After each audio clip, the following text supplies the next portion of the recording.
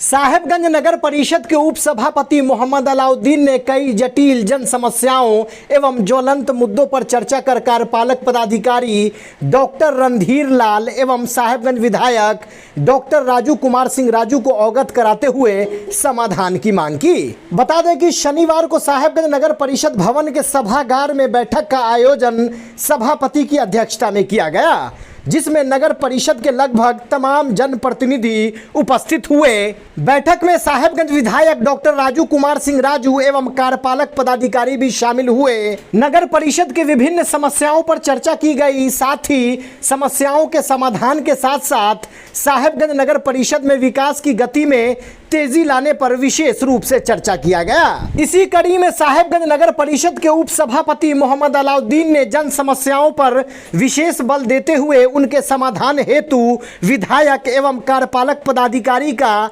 ध्यान आकृष्ट कराते हुए कहा कि आवास योजना की नई सूची पर कार्य कर वंचित लोगों को आवास का लाभ पहुंचाया जाए एवं अशोक चौक के निकट जल जमाव एवं सड़क की खराब हालत को अविलंब सुधार किया जाए। साथ ही पूरे नगर परिषद में जहां भी जल जमाव की समस्या है उसे विदेशी तकनीक द्वारा समाधान करने की भी मांग की, छठ घाट का कार्य आरंभ कराने की मांग की एवं सभी वार्डों में शिलापट अविलंब लगाने की मांग की। उप सभापति मोहम्मद अलाउद्दीन ने पूर्व पार्षद एवं वर्तमान पार्षदों के वेतन भुगतान की मांग की। देखिए ये खास रिपोर्ट।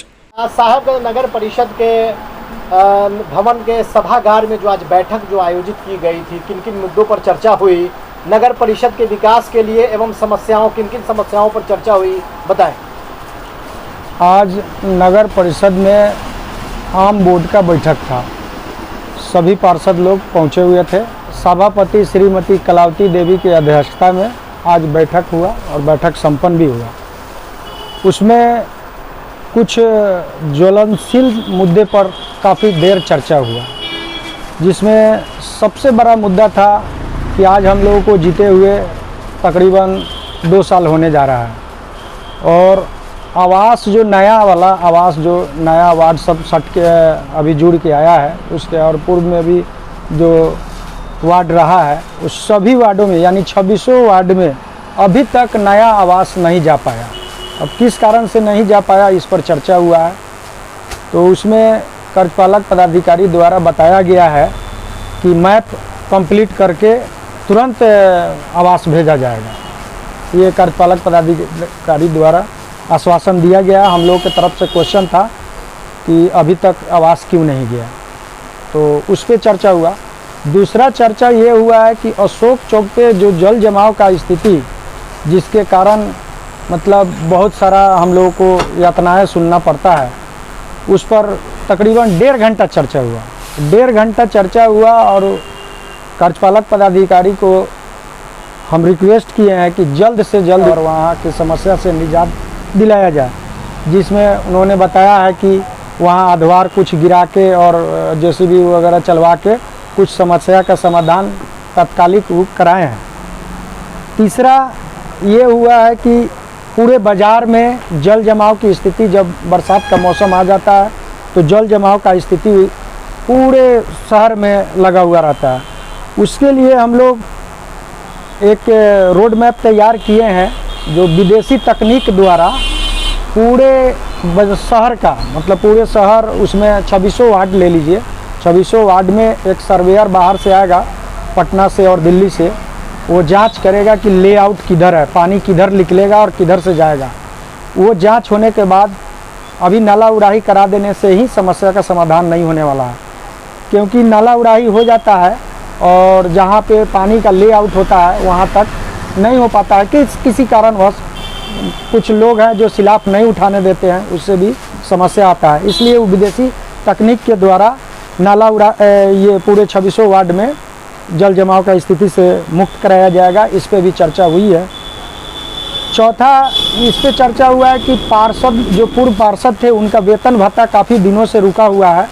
वो वेतन भत्ता और नया जो हम लोग जीते हैं वो सब का वेतन भत्ता का हम मांग किए हैं और कार्यपालक पदाधिकारी के द्वारा आश्वासन दिया गया कि तुरंत ये वेतन भत्ता पूर्व पार्षद का और प्लस हम लोग जो नए हैं सब लोगों का वेतन भुगतान किया जाएगा।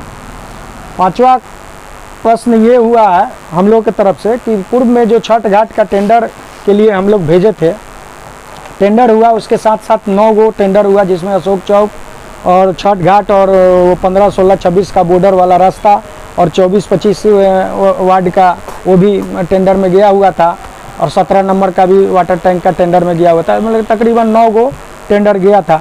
9 टेंडर किसी कारणवश से रुक गया था, तो उसको अविलंब खुलवाने के लिए हम लोग कार्यपालक पदाधिकारी को अवगत कराए हैं, बोले हैं, आश्वासन दिए हैं कि तुरंत खुल जाएगा।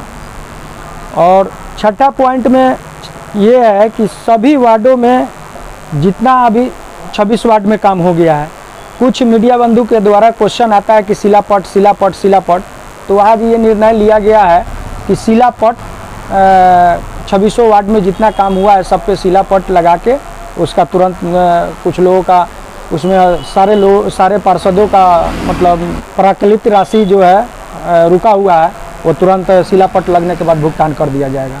ये सर कार्यपालक पदाधिकारी के द्वारा बताया गया है।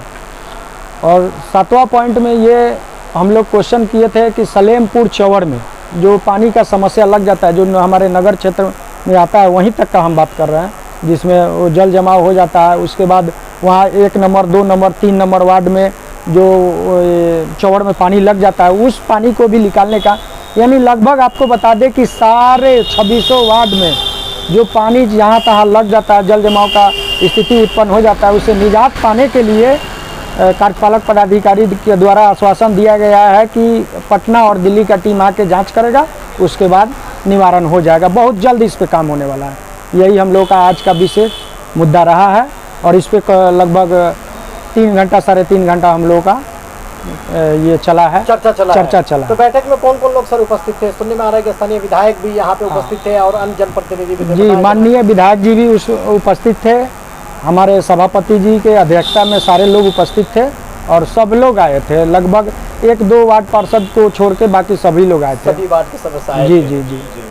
क्या चर्चा हुई, किन किन मुद्दों पर बातें हुई, बताएं सर। जिन जिन मुद्दों पर बात हुई, बहुत अच्छे, बहुत ज्वलंत मुद्दा था, जो उनकी अध्यक्षता, मीटिंग की अध्यक्षता अध्यक्ष कलावती देवी ने की। उसमें माननीय विधायक राजू, उपाध्यक्ष मोहम्मद अलाउद्दीन, अन्य पार्षद उपस्थित थे। और उसमें बहुत से मुद्दे वो जो उपाध्यक्ष के द्वारा उठाया गया है वो ज्वलनशील मुद्दा है। विशेषकर जो जल जमाव की समस्या है, उस पर बाहरी तकनीकी से कार्य कराने की मांग की गई है। पार्षदों के द्वारा, चाहे मोहम्मद अलाउद्दीन के द्वारा ये किया गया है। उस पर कार्यपालक पदाधिकारी ने जल्द से जल्द कार्रवाई करने की बात कही है। तमाम समस्याओं का निवारण के लिए उपसभापति महोदय ने आवाज उठाया, और उस पर कार्यपालक महोदय का क्या आश्वासन रहा? ना, वहाँ भरे हैं कि हाँ, इस जल्द से जल्द निदान किया जाएगा।